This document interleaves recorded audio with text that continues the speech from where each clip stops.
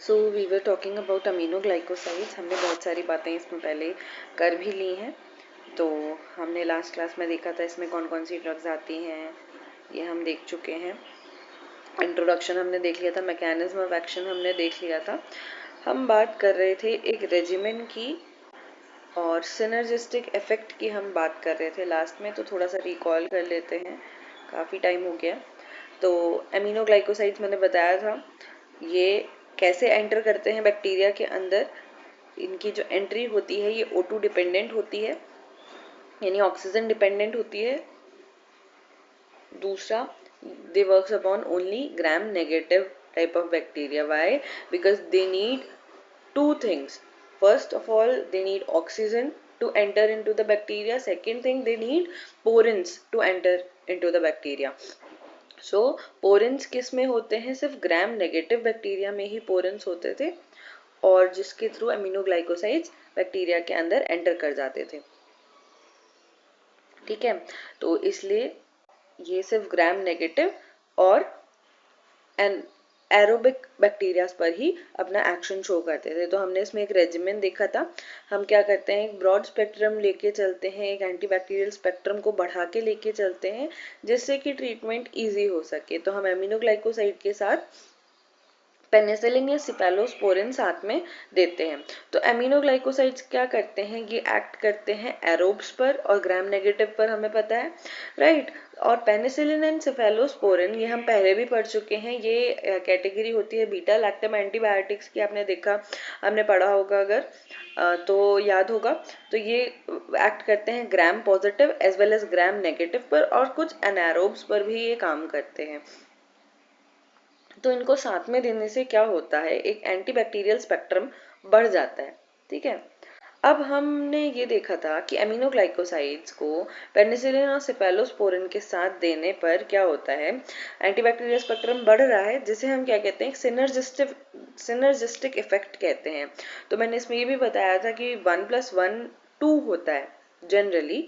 1+1 अगर more than 2 है, यानी ये 2 से ज्यादा का इफेक्ट शो कर रहा है, यानी बहुत बढ़ा के इफेक्ट शो कर रहा है अपना, तो that is known as synergistic effect. ठीक है, कई बार इसको भी शॉर्ट क्वेश्चन में पूछा जाता है। अब देखो, यहां से हमें बात स्टार्ट करनी थी। तो यहाँ पे हमने क्या देखना था, जो अमीनोग्लाइकोसाइड्स हैं ये किस पे काम कर रहे हैं, ग्राम नेगेटिव और एरोबिक पे। अब ये क्या होता है, ये जो पेनिसिलिन और सिफेलोस्पोरिन है, इनका मैकेनिज्म ऑफ एक्शन क्या रहता है, ये होते हैं सेल वॉल सिंथेसिस इनहिबिटर। हमें पता है, इसकी पूरी प्रोसेस हम पढ़ चुके हैं पहले से ही, बीटा लैक्टम एंटीबायोटिक्स में। तो ये क्या होते हैं, सेल वॉल सिंथेसिस इनहिबिटर होते हैं। अब ये सेल वॉल सिंथेसिस को इनहिबिट करते हैं, जिस वजह से जो बैक्टीरिया बनते हैं वो कैसे बनते हैं, cell wall deficient bacteria, right. Cell wall deficient bacteria बनते हैं। अब देखो, एमिनोग्लाइकोसाइड्स को दो चीजें चाहिए थी, एक पोरिन्स और दूसरा ऑक्सीजन। अब सेल वॉल ही नहीं है, तो ये आराम से सेल के अंदर एंटर कर सकते हैं। तो क्या होगा, एंट्री ऑफ एमिनोग्लाइकोसाइड इंक्रीजेस। ठीक है, देखो मैंने क्या बोला, पेनिसिलिन और सिफेलोस्पोरिन क्या करते थे, बैक्टीरिया की सेल वॉल सिंथेसिस को इनहिबिट करने का काम करते थे। मैंने वो पूरी प्रोसेस आप लोगों को बताई है कि ट्रांसपेप्टाइजेज, पेप्टिडोग्लाइकन की लिंकिंग होती है, क्रॉस लिंकिंग, ये सब बताया है। तो देखो, सेल वॉल अब सिंथेसिस को इनहिबिट करने से क्या होगा, सेल वॉल डेफिशिएंट बैक्टीरिया बनेगा। सेल वॉल डेफिशिएंट बैक्टीरिया है, तो देखो पहले सेल वॉल थी जिसमें हमें पोरिन्स चाहिए थे, ऑक्सीजन चाहिए था ट्रांसपोर्ट के लिए। अब सेल वॉल ही नहीं है, तो एमिनोग्लाइकोसाइड सीधे इसके अंदर एंटर कर सकता है। ठीक है, सीधे सीधे एंटर कर सकता है। तो entry of aminoglycoside increases in this case. अब ये एमिनोग्लाइकोसाइड एंटर करके सेल में क्या करता है, ये मैकेनिज्म ऑफ एक्शन हम देखते हैं। तो ये जो अमीनोग्लाइकोसाइड है, ये एंटर कर गया कहाँ, बैक्टीरिया की सेल के अंदर, बैक्टीरिया के अंदर। तो ये क्या करता है, इट बाइंड्स टू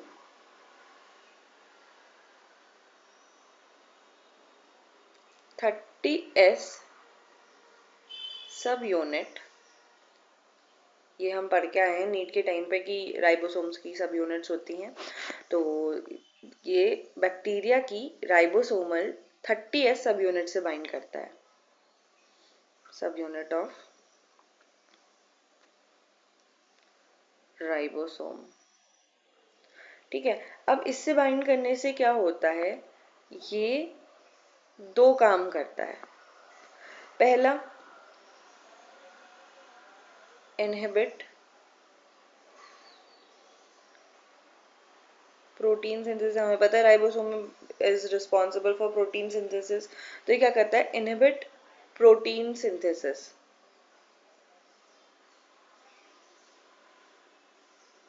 ठीक है, दूसरा ये काम करता है मिस रीडिंग ऑफ कोडोन।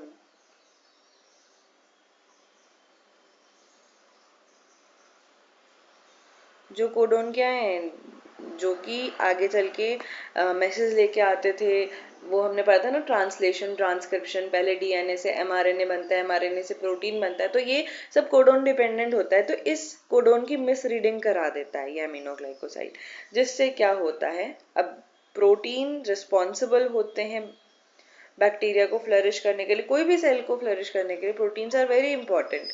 तो क्या होता है, ये बैक्टीरियोसाइडल इफेक्ट शो करता है, इस वजह से बैक्टीरियोसाइडल इफेक्ट शो करता है। प्रोटीन बहुत ज़रूरी होते हैं, ठीक है, हमारी बॉडी के लिए भी, इवन कोई भी सेल के लिए। ठीक है, तो ये हमने क्या देखा, ये हमने देखा mechanism of action of aminoglycosides. ठीक है, इतनी बात समझ में आ गई होगी। अब वापस से आते हैं यहाँ पे। तो देखो यहाँ पे भी यही बात लिखी गई है कि aminoglycosides binds to polysome and interfere with the protein synthesis, protein synthesis को इंटरफेयर करते हैं। और ये क्या करते हैं, देखो यहाँ पे दिखा रखा है, एमिनोग्लाइकोसाइड्स 30S सब यूनिट से बाइंड कर गए, इन्होंने क्या करा, block initiation of protein synthesis, पहले प्रोटीन सिंथेसिस को इनिशिएट ही नहीं होने दिया। दूसरा, इन्होंने क्या किया, blocks further translation and Alex premature termination. Translation क्या था, ट्रांसलेशन था डीएनए से एमआरएनए बनना, वही नहीं बनने दिया तो आगे प्रोटीन भी नहीं बनेगा। अब incorporation of incorrect amino acids, इन्होंने क्या किया, जो कोडोन आ रहा था या फिर जो अमीनो एसिड्स की चेन बाइंड होती थी, तो उसमें भी गलत या फिर डिफेक्टिव प्रोटीन ऐसा बोल सकते हैं, उनको इनकॉर्पोरेट करा दिया सेल मेम्ब्रेन में। ठीक है, तो इस तरह से जो सेल मेम्ब्रेन है उसकी परमिएबिलिटी अल्टर हो जाएगी। ठीक है, प्रोटीन्स का भी मेजर रोल होता है सेल मेम्ब्रेन में, तो उसकी बैक्टीरिया की परमेबिलिटी ऑल्टर हुई। तो इस तरीके से इसने क्या करा, एक बैक्टीरियोसाइडल इफेक्ट दिखाया। अब देखो, ये जो एमिनोग्लाइकोसाइड्स हैं, इनके 3 मेजर साइड इफेक्ट्स होते हैं। पहला, ये जो एमिनोग्लाइकोसाइड हैं, ये होते हैं ऑटोटॉक्सिक। अब मैं ऑटो बहुत बार बता चुकी हूँ, ऑटो वर्ड जो आता है वो ईयर्स के लिए आता है। तो ऑटोटॉक्सिक मतलब ये क्या करते हैं, ईयर के लिए टॉक्सिक होते हैं। दूसरा, ये होते हैं नेफ्रोटॉक्सिक, एमिनोग्लाइकोसाइड्स की बात हो रही है। ठीक है, नेफ्रोटॉक्सिक, नेफ्रो वर्ड आता है किडनीज के लिए, तो नेफ्रॉन्स के लिए। ठीक है, तो ये नेफ्रोटॉक्सिक होते हैं। ठीक है, न्यूरोमस्कुलर ब्लॉकिंग इफेक्ट शो करते हैं। तीसरा,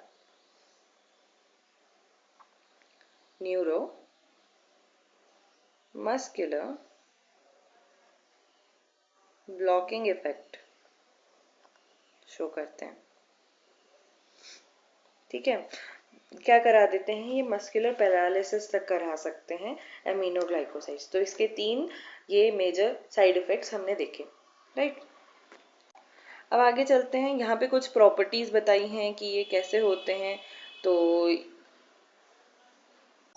देखो क्या होते हैं, all are used as sulfate salts which are highly water soluble, solutions are stable for months, मैंने बताया था एमिनोग्लाइकोसाइड्स पोलर कंपाउंड्स हैं, तो ये polar compounds highly water soluble होते हैं, they ionize in solution, are not absorbed orally, ये भी हम बात पहले कर चुके हैं, distributed only extra cellular, do not penetrate brain and CSF, मैंने बताया था ये पोलर कंपाउंड्स हैं, इनको ओरली नहीं यूज किया जाता है, एमिनोग्लाइकोसाइड्स कोई भी ओरली नहीं दिया जाता है और एक्सेप्ट वन, जो कि मैंने लास्ट लेक्चर में बताया था, दैट इज नियोमाइसिन। ठीक है, नियोमाइसिन एक अकेला ऐसा एमिनोग्लाइकोसाइड है जिसको हम ओरली यूज करते हैं, बाकी जितने भी एमिनोग्लाइकोसाइड्स हैं इनको ओरली यूज नहीं किया जाता है।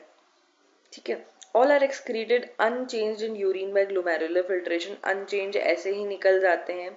ठीक है, all are bactericidal and more active in alkaline pH, अब ये देखो ऐसे ही किडनी से बाहर निकल जाते हैं, तो हम जो इसकी डोज रखते हैं ना, in case of renal failure वाले पेशेंट्स में ये जो एमिनोग्लाइकोसाइड्स की डोज होती है ये कम की जाती है। ठीक है, जो नॉर्मल डोज है वो रहनी चाहिए जब कोई पेशेंट जिसका क्रेटाइन क्लियरेंस रेट नॉर्मल है, उसमें तो हम नॉर्मल डोज रखते हैं, लेकिन अगर कहीं भी देखा जाता है कि क्रेटाइन क्लियरेंस रेट जो होता है वो डिक्रीज करता है, तो उस केस में हमें क्या करना होता है, जो एमिनोग्लाइकोसाइड्स की डोज है रीनल फेलियर पेशेंट्स में हमें डिक्रीज करनी होती है। ठीक है, अब ये बैक्टीरियोसाइडल हैं, more active at alkaline pH पे अच्छा काम करते हैं, they act by interfering with bacterial protein synthesis, हम देख चुके हैं कैसे कर रहा है। ठीक है, कोडोन्स को मिसलीड करके या फिर प्रोटीन सिंथेसिस इनिशिएट ही नहीं होने दे रहा है ऐसे करके। ठीक है, all are active against all are active against aerobic gram negative bacilli and do not inhibit anaerobes, अभी हम देख चुके हैं कैसे एनारोब्स को इनहिबिट कर सकता है, when they are given with penicillin और सेफेलोस्पोरिन्स। ठीक है, there is only partial cross resistance among them, they have relatively narrow margin of safety, all exhibit ototoxicity and nephrotoxicity, ये हम देख चुके हैं।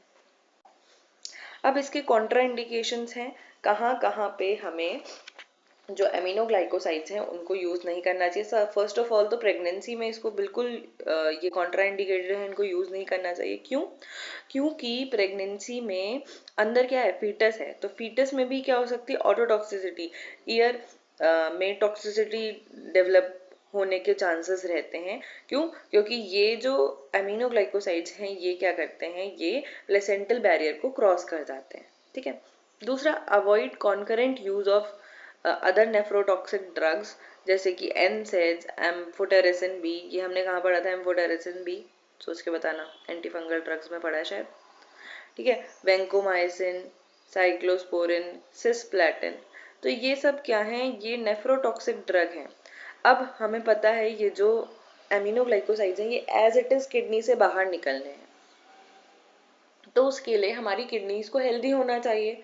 ठीक है, अब अगर हम इसके साथ साथ नेफ्रोटॉक्सिक ड्रग देंगे तो ये किडनीज का इफेक्ट कम होगा, ये ड्रग प्रॉपरली बाहर ड्रेन नहीं हो पाएगी। ठीक है, cautious use of other potentially ototoxic drug like vancomycin, minocycline, furosemide, through clinical evidence of potentiated ototoxicity emerged, cautious use of patient more than 60 years। हाँ, अब जो 60 ईयर्स से ज़्यादा के पेशेंट्स हैं जिनमें क्या है किडनी डैमेज होने के बहुत ज़्यादा चांसेस हैं, उनमें बहुत कॉशियसली इसको यूज किया जाता है। ठीक है, do not mix aminoglycoside with any drug in the same syringe. हाँ, कई बार ऐसा होता है कि वो हम सिरिंज में एक दो ड्रग्स का इन्फ्यूजन कर देते हैं, फिर जाके उसको पेशेंट को दिया जाता है, तो एक ही सिरिंज में दो ड्रग्स इन्फ्यूज नहीं करनी है अगर उनमें से एक ड्रग क्या है, अमीनोग्लाइकोसाइड है। ठीक है, और दूसरा एक और चीज कि इसको हमें ऑटोटॉक्सिक ड्रग्स के साथ नहीं देना है, इसको नेफ्रोटॉक्सिक ड्रग के साथ नहीं देना है, और इनको साथ ही साथ मसल रिलैक्सेंट्स के साथ भी यूज नहीं करना है। एक और चीज कि मसल रिलैक्सेंट्स के साथ क्यों नहीं यूज करना है, क्यों? क्योंकि ये क्या कर रहे थे, मस्कुलर पैरालिसिस, ये चीज बताई थी ना मैंने, तो ये क्या करते हैं, ये न्यूरोमस्कुलर ब्लॉकिंग एक्शन शो करते हैं मसल रिलैक्सेंट भी, और ये भी यही कर रहे थे, तो सेम एक्शन, तो ये भी सिनर्जिस्टिक इफेक्ट हो जाएगा, बढ़ जाएगा, तो दिक्कत आ सकती है, मस्कुलर पैरालिसिस हो सकता है। ठीक है, न्यूरोमस्कुलर ब्लॉकिंग इफेक्ट कर रहे थे ना, तो मसल रिलैक्सेंस का भी यही काम होता है, तो मसल रिलैक्सेंस के साथ भी हम इसे नहीं देते हैं। अब सबसे पहला ड्रग आता है स्ट्रेप्टोमाइसिन। स्ट्रेप्टोमाइसिन की बात हम बहुत बार कर चुके हैं। जब भी टीबी की बात आती है तो टीबी की बात में स्ट्रेप्टोमाइसिन का नाम जरूर आता है। HREZ के साथ एक S ऐड होता है। बाकी सारी ड्रग्स ओरली दी जाती है except streptomycin. Streptomycin IV route से दिया जाता है। ठीक है, तो स्ट्रेप्टोमाइसिन क्या है? ये फर्स्ट एमिनोग्लाइकोसाइड डिस्कवर है। कब इसको डिस्कवर किया गया था? 1944 में डिस्कवर किया गया था इसे।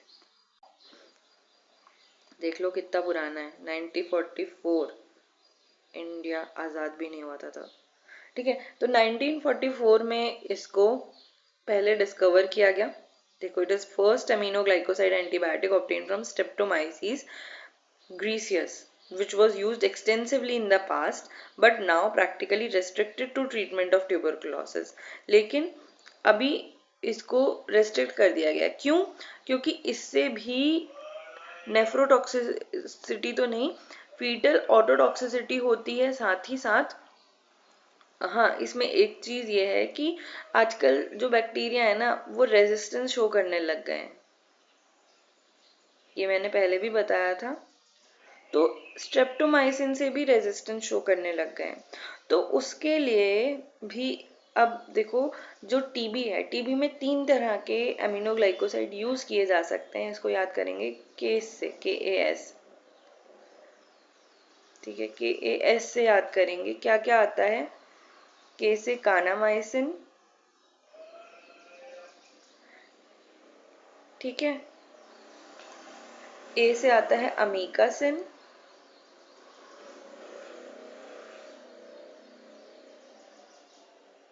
अमीकासिन और एस से हमारा स्ट्रेप्टोमाइसिन।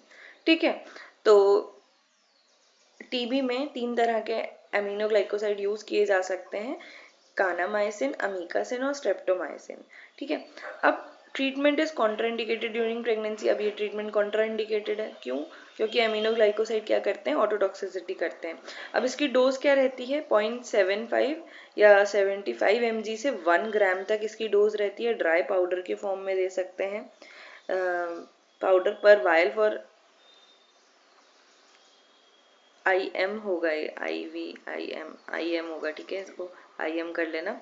एक्यूट इन्फेक्शंस में भी डोज यही चलती है। ठीक है, इसको OD दे सकते हैं या फिर इसकी डोजेस को हम डिवाइड करके दे सकते हैं। ठीक है, ये भी आगे बताऊंगी क्या होता है। Oral use of streptomycin for diarrhoea is band in India. ठीक है, डायरिया में यूज किया जाता था ओरली इसको, लेकिन अब इसको इंडिया में बैन कर दिया गया।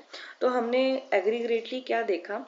स्ट्रेप्टोमाइसिन क्या है? Drug, first line of drug होती है टीबी के लिए। ठीक है, लेकिन अब और भी ड्रग्स आ गई हैं तो हम उनको भी यूज करते हैं। इसको प्लेग में यूज किया जाता है।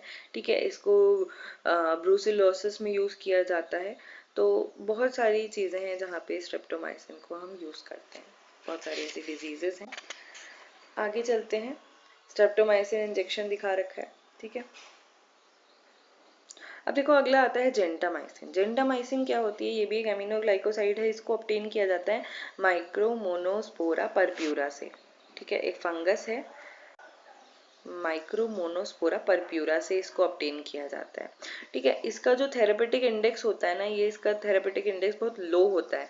मैंने पहले भी बताया था, थेरापेटिक इंडेक्स क्या है? मार्जिन ऑफ सेफ्टी है कि कितने डोजेस के अंदर ड्रग सेफ है। ठीक है, तो इसका थेरापेटिक इंडेक्स क्या है? बहुत लो होता है। यानी थोड़ी सी भी अगर हमने डोज की गड़बड़ करी तो क्या हो सकता है? दिक्कत आ सकती है। तो डोज क्या रहती है इसकी? 3 to 5 mg पर kg पर डे के हिसाब से रहती है। इसको हम IV दे सकते हैं, IM दे सकते हैं और IV भी दे सकते हैं। ठीक है, single dose is divided into 3 doses. एक डोज को हम 3 डोज में डिवाइड कर सकते हैं। जैसे मान लिया 60 mg हमें अगर डोज देनी है तो हम उसको 20-20 की 3 डोजेस में डिवाइड कर रहे हैं। ठीक है, ऐसा चीज। अब ये जो डोज होती है ये किसके लिए है? नॉर्मल हेल्दी इंडिविजुअल के लिए ये जो डोज है, ये नॉर्मल हेल्दी इंडिविजुअल के लिए डोज है जिसका जो रीनल फंक्शन है वो नॉर्मल है। यानी मैंने बताया था नॉर्मल क्रिएटाइन क्लियरेंस रेट। ठीक है, तो क्रिएटाइन क्लियरेंस रेट कितना होना चाहिए एक नॉर्मल इंडिविजुअल के लिए? 100 to 150 पर मिनट, ये होना चाहिए। ठीक है, तो हम नॉर्मल यहाँ पे किसको मानते हैं, ये डोज हम कब देंगे, जब किसी पर्सन का क्रिएटाइन क्लियरेंस रेट ज्यादा है 70 ml पर मिनट से। ठीक है, जब 70 ml पर मिनट से, होना तो चाहिए नॉर्मल 100 टू 150, लेकिन अगर 70 से भी ज़्यादा है तब भी हम ये डोज चला देते हैं। ठीक है, तो इसमें क्या क्या चलती है, जेंटामाइसिन चलती है 3 टू 5 mg पर केजी पर डे के हिसाब से। ठीक है,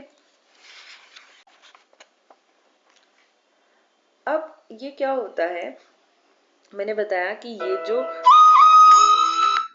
ड्रग है ये बिना किसी बिना चेंज हुए किडनी से एक्सक्रीट आउट हो जाती है। ठीक है, तो इसीलिए हमको क्या करना पड़ता है, डोज को डिक्रीज करना पड़ता है in case of renal failure patients. ठीक है, अब डोज देने का दो तरीके हो सकते हैं, तो इसको यहाँ पे समझते हैं। कोई भी ड्रग देने के दो तरीके हो सकते हैं, टोटल डोज, टोटल डोज हम दे सकते हैं एक सिंगल टोटल डेली डोज के फॉर्म में, सिंगल टोटल डेली डोज के फॉर्म में, दूसरा डिवाइडेड डोज के फॉर्म में। ठीक है, दूसरा divided into 3 equal parts.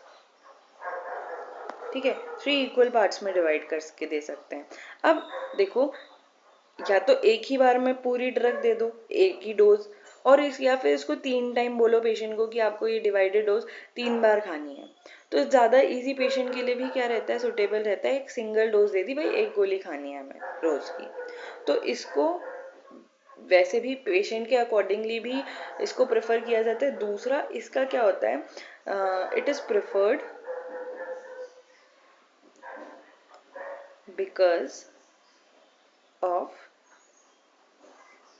Less risk of ototoxicity. ठीक है, लेस रिस्क रहता है ototoxicity and along with nephrotoxicity, दोनों कर रही थी ना।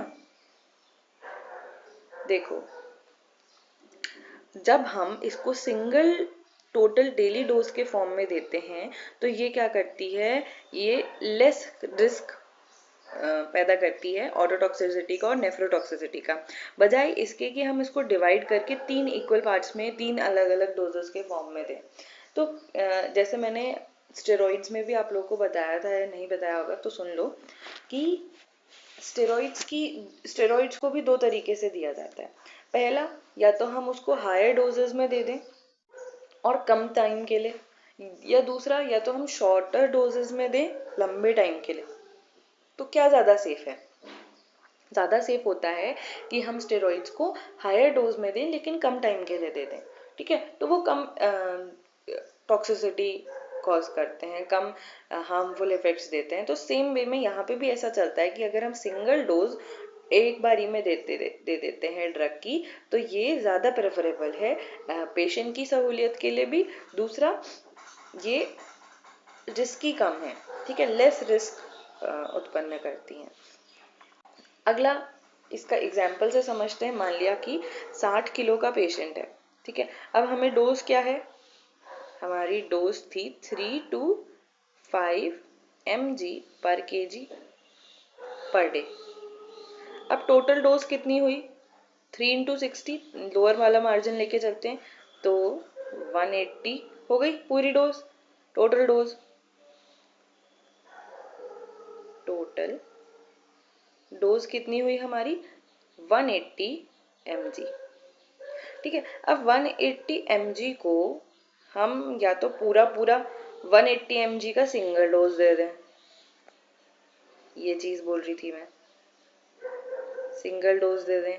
दूसरा, हम 60 mg की 3 डोज दे दें, दिन में 3 बार बोल दें पेशेंट को, यानी TDS।